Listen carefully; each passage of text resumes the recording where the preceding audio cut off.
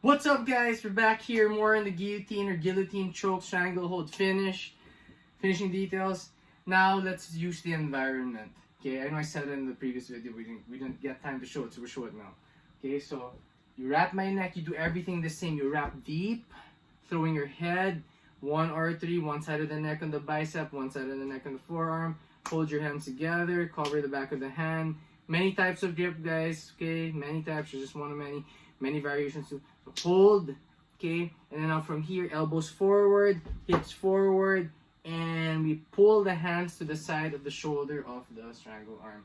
Now, how do you use your environment to enhance the guillotine?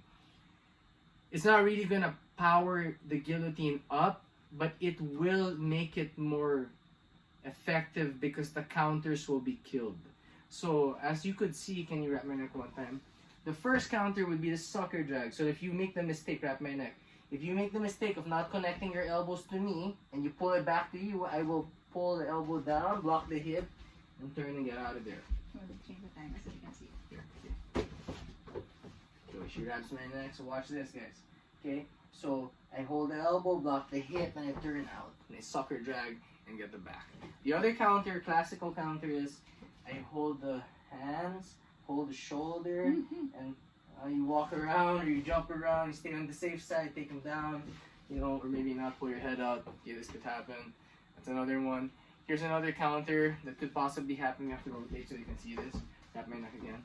Once more, pull your elbow back to your body, especially the ass. So I put my thumb inside and I just kind of pull my head out. Okay, I just muscle this out. Okay, so it's like, you know, those counters are very common. You know, sucker drag being the best if you ask me. I wouldn't do the other two, but yeah. I feel like I'm gonna like twist and break my shoulder ball. So again, don't do this, right? Yeah. Bad idea. So how do you stop all that and make the guillotine more, you know, efficient and more effective with your surroundings? So as you can see, we got some shelves here. We're in a constricted space. So you use that space to your advantage. So watch this. When you wrap the neck, and as you're finishing the guillotine, okay, my way out is through mobility. I have to move. Either I go to the strangle side and sucker drag, or I go to the support side or the hand side and go classical, right? Or I back out, like back away, like force this down and break out of, like, you know, brute strength. Okay? Or, last but not the least, some people might start slamming you into the other side of the one. Bam! You get WWE style or Hollywood style. And that's actually could be effective because you could not be ready for it, and when they hit, your head goes back and you hit like maybe a piece of wood or something. So, you know, it's not going to be effective. So, when you're in a constricted space like this, and there's a wall or something that can obstruct movement, you need to stick my hip on that wall. So when you wrap the neck, here, boom, you need to push me in. Now your hips will lock me into the wall. See?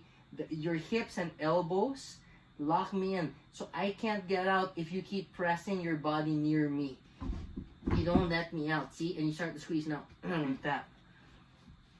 See? Especially if the wall is like solid, like it's a solid wall. This isn't really a solid wall, it's like a closet.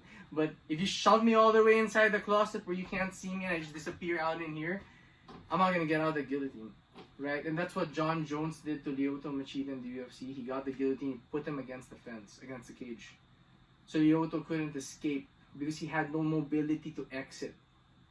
He couldn't go left or right. He couldn't go forward because of the hip pressure either, right? So that's how you use your terrain environment. It's a weapon, guys. Use it. So if they try to get Iya, she wraps the neck. Boom, she sees something she can. Yeah, see right now, and she knows. Don't let me go left. Don't let me go right, and don't let me push you back. So it's hip movement. Ready? Go.